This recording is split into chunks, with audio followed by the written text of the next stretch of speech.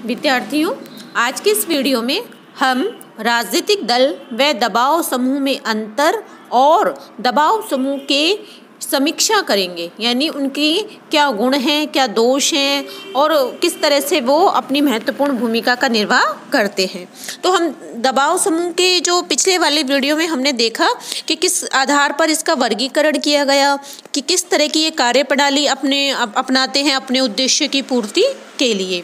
तो दबाव समूह की इन्हीं कार्य प्रणाली को देखकर जो काफ़ी जो विद्वान हैं वो इसकी आलोचना भी करते हैं और उनके दबाव समूह को जो है परंपरागत रूप में हेय दृष्टि से देखा जाता रहा है। कुछ लेखक दबाव समूह को ऐसी पापात्मा के रूप में चित्रित करते हैं जो सार्वजनिक अनैतिकता और भ्रष्टाचार को बढ़ावा देती है और सार्वजनिक उपेक्षा का कारण बनती है। उन्होंने दबाव समूह की आलोचना कई आधारों पर की है। सबसे पहले तो आता है बात कि ये अप्रजातांत्रिक है। अप्रजातांत्रिक है यानी प्रजातांत्रिक व्यवस्था जो है वो प्रतिनिधित्व प्रणाली पर प्रजातांत्रिक व्यवस्था और प्रतिनिधित्व प्रणाली इस बात की मांग करती है कि जो व्यक्ति, संस्था या समुदाय राजनीतिक शक्ति का प्रयोग करते हैं वे जनता के प्रति उत्तरदायी हों। परंतु दबाव समूह राजनीतिक व्यवस्था में परोक्ष भूमिका निभाते हैं। वे राजनीतिक प्रभाव और शक्ति का प्रयोग तो करते हैं, लेकिन अपनी इस स्थिति के लिए किसी भी प्रति उत्तरदायी नहीं होते। राजनीतिक दलों के समान उन्हें चुनावों में दंडित नहीं किया जा सकता। अनुत्तरदायी रूप से राजनीतिक प्रभाव और शक्ति का प्रयोग किए जाने के कारण ही इन्हें अप्रजातांत्रिक कहा जाता है। दूसरी बात जो आती है वो है कि ये संकीर्णता के प्रतीक हैं। दबाव समूह विशेष हितों का ही प्रतिनिधित्व करते हैं और आलोचकों के अनुसार इन दबाव समूहों द्वारा अपने सदस्यों में संकीर्ण दृष्टिकोण को जन्म देने और बढ़ाने का ही कार्य किया जाता है। संकीर्णता की यह स्थिति राष्ट्रीय और समाज के व्यापक हितों की साधना में बाधक बन जाती है। सार्वजनिक हितों की उपेक्षा। दबाव गुटों के कारण विभिन्न समूहों के बीच हितों का संघर्ष चलता है और कभी-कभी उनके वर्गीय हितों से सामान्य हितों को हानि पहुंचाने का खतरा बना रहता है। विविध दबाव समूहों के साधन, शक्ति और सदस्य संख्या में बहुत अधिक अंतर होता है। इस कारण अधिक शक्तिशाली और साधन युक्त दबाव समूह सामूहिक दबाव डालकर अपनी अनुचित मांगे भी मनवा लेते हैं। इससे उन महत्वपूर्ण सार्वजनिक हितों की उपेक्षा होती है जो संगठन और शक्ति के अभाव में अपनी उचित मांगों के लिए भी आवश्यक दबाव नहीं डाल पाते। हितों के इस कोलाहल और दुराग्रही वातावरण में सार्वजनिक हित कमजोर पड़ जाते हैं। भ्रष्ट आचरण। आलोचकों के अनुसार दबाव समूह भ्रष्ट आचरण के केंद्र हैं। दबाव समूहों द्वारा विधायकों को घूस देने तथा अन्य अनुचित और अनैतिक आचरण के कार्य भी किए जाते हैं, जिनका सार्वजनिक जीवन पर बहुत ही अधिक बुरा प्रभाव पड़ता है। वीओके के अनुसार दबाव शब्द का प्रयोग मस्तिष्क में एक ऐसे शैतान लॉबिस्ट का चित्र अंकित कर देता है जो उचित पथगामी विधायक को सार्वजनिक हित की धारणा से हटाने के लिए अनुचित दबाव डालने का प्रयास कर रहा है। अंतर्राष्ट्रीयता में बाधक। अनेक बार दबाव समूह अंतर्राष्ट्रीय हितों को हानि पहुंचाने का आधार बन जाते हैं। उदाहरण के लिए पश्चिमी देशों में शस्त्रों के निर्माण और उनके क्रय विक्रय को प्रोत्साहित करने वाले ऐसे दबाव गुट हैं जो अपने लाभ के लिए तनाव की स्थिति और युद्ध के वातावरण को बनाए रखने का प्रयत्न करते हैं। तो इस तरह से ये दबाव समूहों की आलोचना इन आधारों पर की जाती है, परंतु इन आलोचनाओं के बावजूद भी उन्हें उनकी जो महत्व और उपयोगिता बनी हुई है ना, क्योंकि प्रारंभ में जब दबाव समूहों को अनैतिक संगठन मानते हुए हे दृष्टि से देखा जाता था और जनतंत्रीय धारणा में दबाव समूहों को महत्वपूर्ण स्थान प्राप्त नहीं था। फेडरिक लिखते हैं कि क्या कूड़ा ढोने वाले और क्या राजनीति शास्त्र के गंभीर छात्र सभी इन दबाव समूहों को हे दृष्टि से देखते थे। इन्हें ऐसी पार्श्विक शक्ति माना जाता था जो प्रजातंत्र की आधारशिला को नष्ट करने पर तुली हुई हो। किंतु धीरे धीरे इस स्थिति में परिवर्तन आया। राजनीतिक व्यवस्था में दबाव समूहों का महत्व और मूल्य समझा जाने लगा और उन्हें राजनीतिक जीवन के लिए अनिवार्य मान लिया गया। आज तो सभी पक्षों के द्वारा इस विचार को अपना लिया गया है कि लोकतांत्रिक व्यवस्था में दबाव समूह न केवल आवश्यक वरन वांछनीय भी है। आज राजनीति के यथार्थवादी अध्ययनकर्ता इस बात पर बल देते हैं कि यदि राज्य व्यवस्था को सांगोपांग समझना है तो इन गैर सरकारी एवं अज्ञात संगठनों यानी दबाव समूहों की गतिविधियों का अध्ययन करना न केवल उपयोगी वरन अपरिहार्य है। दबाव समूहों का महत्व निरंतर बढ़ता ही जा रहा है। आज उन्होंने राज व्यवस्था में उस स्थिति को प्राप्त कर लिया है जिसे फाइनर अज्ञात साम्राज्य की संज्ञा देते हैं। थॉरेस्टिन सेलिन और रिचर्ड डी लम्बर्ट ने अनौपचारिक सरकार कहा है और डी मैकेन ने इनका नाम अदृश्य सरकार इनविजिबल गवर्नमेंट कहा है। दबाव समूहों के कार्यों की विवेचना और मुख्यतः इनकी उपयोगिता के कई आधार हैं, जिसमें हम देखते हैं कि जनतांत्रिक प्रक्रिया की अभिव्यक्ति के साधन। दबाव समूहों को लोकतंत्र की अभिव्यक्ति का साधन माना जाता है। लोकतंत्र की सफलता के लिए लोकमत तैयार करना आवश्यक है ताकि विशिष्ट नीतियों का समर्थन अथवा विरोध किया जा सके। विभिन्न देशों में दबाव गुट विभिन्न तरीकों से अपनी बात मनवाने के लिए प्रयत्नशील रहते हैं। लोकमत को शिक्षित करने, आंकड़े एकत्रित करने, निर्माताओं के पास आवश्यक सूचनाएं पहुंचाकर अपने अभीष्ट की प्राप्ति करना आज जनतांत्रिक प्रक्रिया का अंग बन गया है। शासन के लिए सूचनाएं एकत्रित करने वाले संगठनों के रूप में दबाव समूह की महत्व का जो अगला आधार यह है कि प्रत्येक देश में सरकार तथा शासन के पास आवश्यक सूचनाएं पर्याप्त होनी चाहिए। शासन की सूचनाओं के गैर सरकारी स्रोत के रूप में तथा दबाव समूह महत्वपूर्ण भूमिका निर्वाह करते हैं।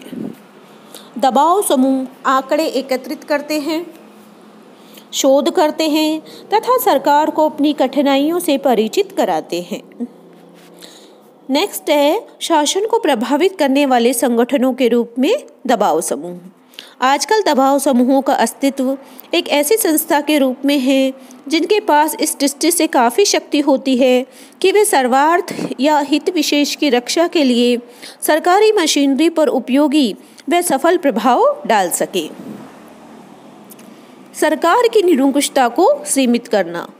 प्रत्येक शासन में केंद्रीकरण की प्रवृत्ति बढ़ रही है और समूची शक्तियां सरकार के हाथों में केंद्रित ही होती जा रही हैं। दबाव समूह अपने साधनों द्वारा सरकारी निरंकुशता को परिसीमित करते हैं। आ रहा है समझ में? यानी सरकार के पास सारी शक्तियों का केंद्रीकरण न हो, है ना, इसलिए दबाव समूह अपने साधनों, कौन कौन से साधन, लॉबिंग है, अनौपचारिक संगठनों के द्वारा, है ना, और भी जो कई जो तकनीक है अपनी, है ना, तो इन आधारों पर वो शासन संरचना को प्रभावित करने का काम करते हैं और जिससे कि सरकार की जो है निरंकुशता सीमित हो जाती है। नेक्स्ट है समाज और शासन में संतुलन स्थापित करना। दबाव समूह के अस्तित्व का एक लाभ यह है कि विभिन्न हितों के बीच संतुलन सा बना रहता है और इस प्रकार कोई भी एकमात्र प्रभावशील सत्ता स्थापित नहीं हो पाती।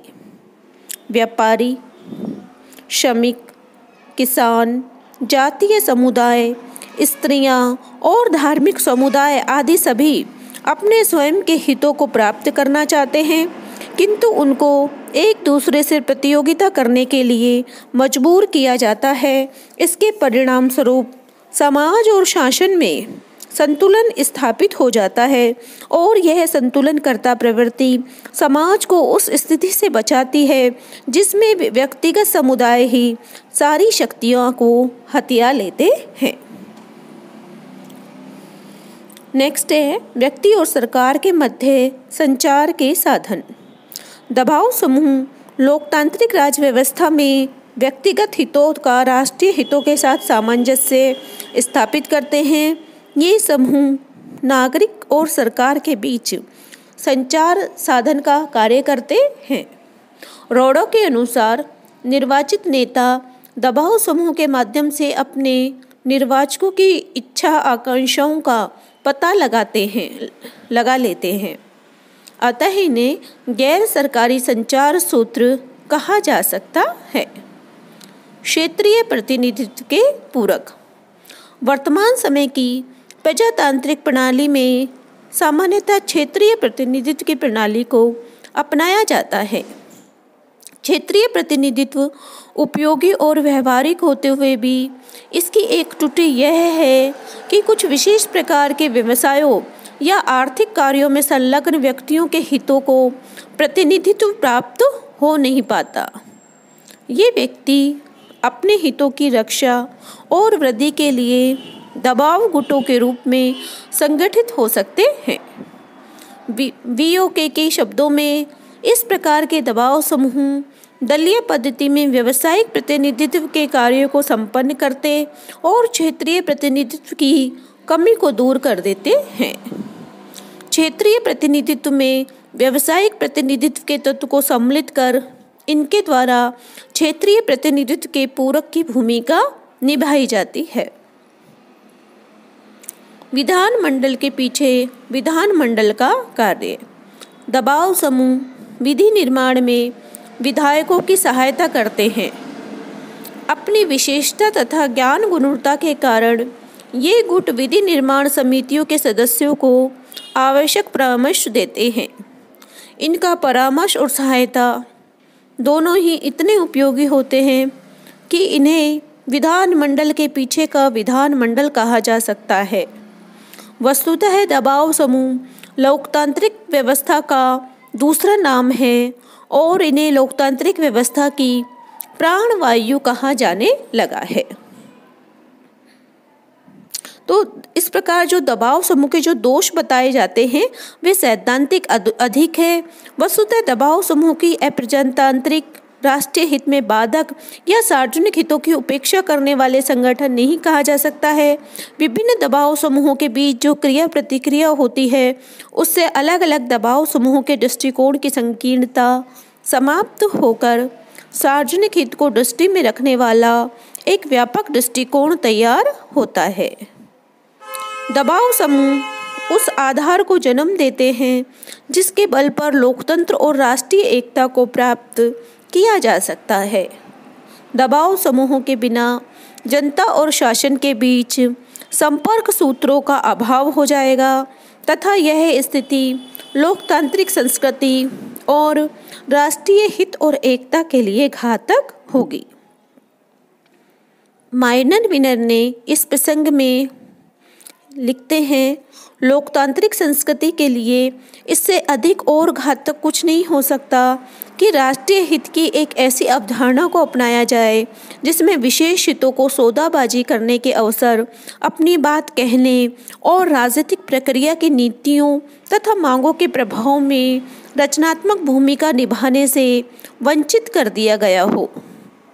दबाव समूहों में ने राजनीतिक व्यवस्था के अपरिहार्य तत्व की स्थिति को प्राप्त कर लिया है और लावेल की शब्दावली को कुछ परिवर्तन के साथ अपनाते हुए कहा जा सकता है कि दबाव समूह अच्छे हैं या बुरे। इस संबंध में सूचना एकत्र करना वैसा ही है जैसा कि इस संबंध में विचार करना कि हवाएं और ज्वार भाटे अच्छे होते हैं या बुरे। विद्यार्थियों, राजनीतिक दल और दबाव समूहों के बारे में व्यापक विश्लेषण के बाद हम अब ये जानेंगे कि इन दोनों में क्या अंतर है ना। राजनीतिक दल और दबाव समूह में दोनों में अंतर हम स्पष्ट करेंगे। राजनीतिक दल और दबाव समूह दोनों ही संवैधानिक तत्व हैं, यानी जिनका जो वर्णन है वो संविधान में नहीं किया गया है, जो संविधान और शासन द्वारा स्थापित विभिन्न संस्थाओं के प्रेरक तत्व के रूप में कार्य करते हैं। दोनों ही राजनीतिक प्रक्रिया के सुदृढ़ अंग हैं जो शासन की नीतियों को प्रभावित करने की चेष्टा करते हैं। इस प्रकार राजनीतिक दल और दबाव गुट यद्यपि कुछ बातों में समान हैं, किंतु कुछ बातों में भिन्नताएं भी हैं, और वो भिन्नताएं क्या हैं, उनके आधार इस प्रकार हम अध्ययन कर सकते हैं। पहला है शासन सत्ता के प्रसंग में अंतर। राजनीतिक दल का सर्वप्रमुख और घोषित उद्देश्य शासन सत्ता पर नियंत्रण स्थापित करना होता है। अतः वे चुनाव में उम्मीदवार खड़े करते हैं, उन्हें विजयी बनाने का प्रयत्न करते हैं और यदि संभव हो तो शासन सत्ता प्राप्त कर सार्वजनिक नीतियों को स्वयं निर्धारित और कार्यान्वित करते हैं। लेकिन दबाव समूह शासन सत्ता प्राप्त करने का प्रयास नहीं करते। वे तो विधेयकों, निर्वाचित पदाधिकारियों, प्रशासनिक अधिकारियों तथा कर्मचारियों पर दबाव डालकर सार्वजनिक नीति और शासन को प्रभावित करने का प्रयास करते हैं। इस प्रकार राजनीतिक दल स्वयं अपने लिए सत्ता प्राप्त करना चाहता है, लेकिन दबाव समूह औपचारिक रूप से शासन सत्ता से बाहर रहकर शासन को प्रभावित करने की चेष्टा में लगे रहते हैं। आ रहा है समझ में? यानी राजनीतिक दल तो जो है शासन में अपनी सरकार बनाते हैं, शासन सत्ता प्राप्त कर सार्वजनिक नीतियों को निर्धारित और कार्यान्वित करते हैं, जबकि दबाव समूह ऐसा प्रयास नहीं करते। वे विधेयकों, निर्वाचित पदाधिकारियों, प्रशासनिक अधिकारियों पर दबाव डालकर सार्वजनिक नीति को प्रभावित करने का प्रयास करते हैं। तो शासन सत्ता के प्रसंग में दोनों का यह अंतर महत्वपूर्ण है। एक शासन सत्ता में सक्रिय भागीदारी लेता है, दूसरा उसके पीछे से भागीदारी निभाता है। उद्देश्य और कार्यक्रम में अंतर। राजनीतिक दल का संबंध राष्ट्र हित की सभी समस्याओं और प्रश्नों से रहता है, अतः स्वाभाविक रूप से उनका बहुत अधिक व्यापक कार्यक्रम होता है। किंतु दबाव समूह एक वर्ग विशेष के हितों का ही प्रतिनिधित्व करते हैं और उनके द्वारा इस वर्ग विशेष के हितों से संबंधित समस्याओं पर ही अपना ध्यान केंद्रित किया जाता है। अतः दबाव समूहों का कार्यक्रम अपेक्षाकृत सीमित और संकुचित होता है। स्वरूप संबंधी अंतर। विचारधारा और कार्यक्रम के दृष्टि से दबाव समूह राजनीतिक दल की तुलना में अधिक संयुक्त और सजातीय समूह होते हैं। दबाव समूह उन्हीं व्यक्तियों का समूह होता है जिनके विशेष विषय या मसले के संबंध में समान हित और समान रुचि होती है। अतः विचारों की यह संगति दबाव समूह को एकता और सजातीयता प्रदान करती और राजनीतिक दृष्टि से प्रभावी बनाती है। लेकिन राजनीतिक दल व्यापक सामाजिक और राजनीतिक कार्यक्रम पर आधारित होते हैं। उनके उद्देश्य और कार्य बहुरूपी होते हैं, अतः उनमें उस सीमा तक सजातीयता और एकता की स्थिति नहीं होती जो दबाव समूहों में देखी जाती है। आकार और सदस्यता की दृष्टि से अंतर। राजनीतिक दल बहुत बड़े संगठन होते हैं जो लाखों में तथा भारत, अमेरिका आदि देशों में करोड़ों मतदाताओं का समर्थन प्राप्त करने की चेष्टा करते हैं। किंतु दबाव समूह आकार और सदस्यता की दृष्टि से अपेक्षाकृत छोटे होते हैं। सदस्यता की दृष्टि से इनमें एक महत्वपूर्ण अंतर यह है कि दबाव समूह की सदस्यता परस्पर व्यापी होती है। एक व्यक्ति एक ही समय पर अपने विविध हितों के आधार पर अनेक दबाव समूहों की सदस्यता प्राप्त कर सकता है। जैसे कि एक व्यक्ति एक साथ जातिगत समूह, उपभोक्ता संघ, मोहल्ला संघ और श्रमिक संघ आदि का सदस्य बन सकता है। इस प्रकार दबाव समूहों के सदस्यों की अपने समूहों के प्रति भक्ति विभाजित होती है। ये समूह ढीले संगठन होते हैं और सदस्यों की स्वतंत्रता बनी रहती है। इसके विपरीत कोई व्यक्ति एक समय पर एक ही दल का सदस्य हो सकता है। अतः राजनीतिक दल सुदृढ़ संगठन होते हैं। दल के प्रति सदस्यों की भक्ति एकाग्र होती है। आ रहा है समझ में कि एक व्यक्ति एक साथ कई हित समूहों का सदस्य हो सकता है, लेकिन जो राजनीतिक दलों में एक व्यक्ति एक ही दल का सदस्य हो सकता है। तो इस तरह से आकार और सदस्यता दोनों ही दृष्टि से इनकी जो है अंतर पाया जाता है। नेक्स्ट जो अंतर है इसमें वो आता है संगठन संबंधी अंतर। राजनीतिक दल अनिवार्यतः औपचारिक रूप से संगठित होते हैं, किंतु दबाव समूह औपचारिक रूप से संगठित या असंगठित दोनों ही स्थितियों में हो सकते हैं। अनेक बार शक्तिशाली दबाव समूह भी औपचारिक रूप से असंगठित स्थिति में होते हैं। साधन संबंधी अंतर। राजनीतिक दलों से यह अपेक्षा की जाती है कि वे अपने लक्ष्य की प्राप्ति के लिए केवल संवैधानिक साधनों को ही अपनाएंगे, लेकिन दबाव समूह आवश्यकता के अनुसार संवैधानिक और असंवैधानिक दोनों ही प्रकार के साधनों को अपना सकते हैं, है ना। तो इस तरह से साधनों की दृष्टि से भी उनमें जो है दोनों में अंतर पाए जाते हैं। तो इस प्रकार दबाव समूह के सबसे अधिक घनिष्ठ और उलझे हुए संबंध यदि किसी अन्य संगठन में होते हैं तो निश्चित रूप से राजनीतिक दल ही है। यानी दबाव समूह के सबसे अधिक घनिष्ठ संबंध किसी संगठन में होते हैं तो वे निश्चित रूप से राजनीतिक दलों से ही हैं। संवैधानिक स्तर पर राजनीतिक दल और दबाव गुट में भले ही भेद किया जाता हो, राजनीतिक स्तर पर ये परस्पर एक दूसरे के पूरक हैं। राजनीतिक दल अपने लिए अधिकाधिक लोकप्रियता प्राप्त करने के उद्देश्य से श्रमिक, युवक, नारी और दलित आदि सभी वर्गीय संगठनों में रुचि लेते हैं और परोक्ष रूप से ही सही, लेकिन इन वर्गीय संगठनों में महत्वपूर्ण भूमिका का निर्वाह करते हैं। दूसरी ओर वर्गीय संगठन भी इस बात से परिचित होते हैं कि उनके उद्देश्य की पूर्ति में राजनीतिक दल बहुत अधिक सहायक सिद्ध हो सकते हैं। अतः वे राजनीतिक दल के कार्य संचालन में पूरी रुचि रखते हैं और राजनीतिक दल की नीति तथा कार्य संचालन को प्रभावित करने की पूरी चेष्टा करते हैं। व्यवहार में एक विशेष दबाव समूह कभी तो अनिवार्य रूप से किसी एक राजनीतिक दल के साथ बंध जाता है और कभी उसके द्वारा राजनीतिक दलों के प्रति अस्थिर तथा बदलती हुई वफादारियों की नीति अपनाई जाती है। अर्थात अपने हितों के आधार पर एक विशेष मुद्दे तथा समय पर एक राजनीतिक दल अन्य मुद्दे तथा समय पर दूसरे राजनीतिक दलों को समर्थन देने की नीति अपनाते हैं।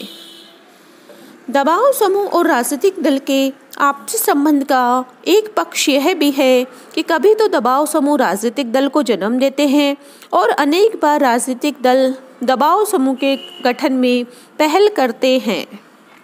ब्रिटेन के श्रमिक दल का निर्माण अनेक श्रमिक संगठनों के संयुक्त संघ के रूप में हुआ और भारत के स्वतंत्र दल को जन्म देने में उद्योगपतियों के एक दबाव समूह फोरम फॉर फ्री एंटरप्राइज की भूमिका महत्वपूर्ण थी। दूसरी ओर राजनीतिक दल अपने लिए विविध वर्गों का समर्थन प्राप्त करने के लिए दबाव समूह की स्थापना में पहल करते हैं। भारत के प्रमुख श्रमिक संघों इंटक, एटक, C2, भारतीय मजदूर संघ आदि की स्थापना विविध राजनीतिक दलों की प्रेरणा और पहल से ही हुई है। दबाव समूहों के आधार पर निर्मित दल जब तक अपने लिए स्वतंत्र आधार नहीं खोज लेते, अपने प्रेरक दबाव समूह पर निर्भर रहते हैं।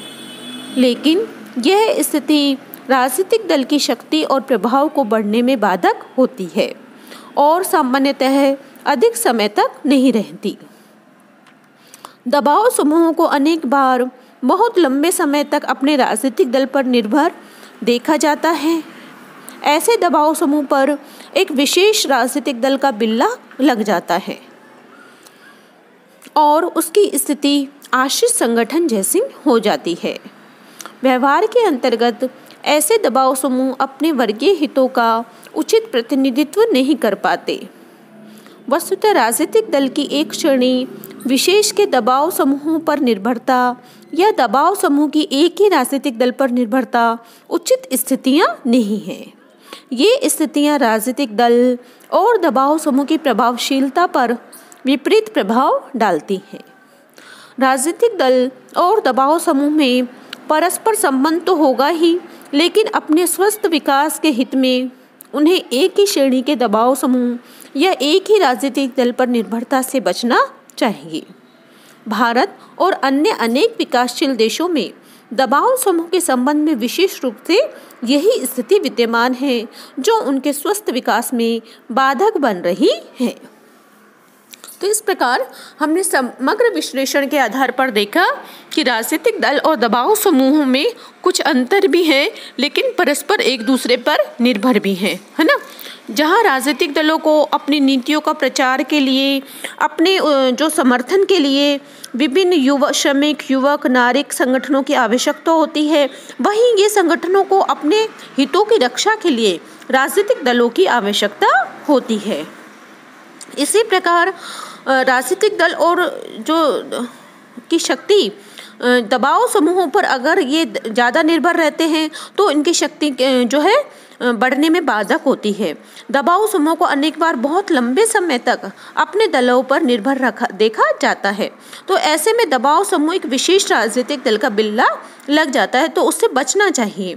यानी एक ही राजनीतिक दल पर उसकी निर्भरता की स्थिति से बचना चाहिए और वहीं राजनीतिक दलों को भी एक ही जो है उन दोनों में परस्पर संबंध होगा, तो स्वस्थ विकास के हित में एक ही श्रेणी के दबाव समूह या एक ही राजनीतिक दल की निर्भरता से बचकर जो है उससे बचना चाहिए।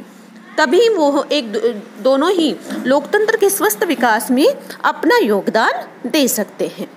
आज के इस वीडियो में इतना ही चर्चा करेंगे। धन्यवाद।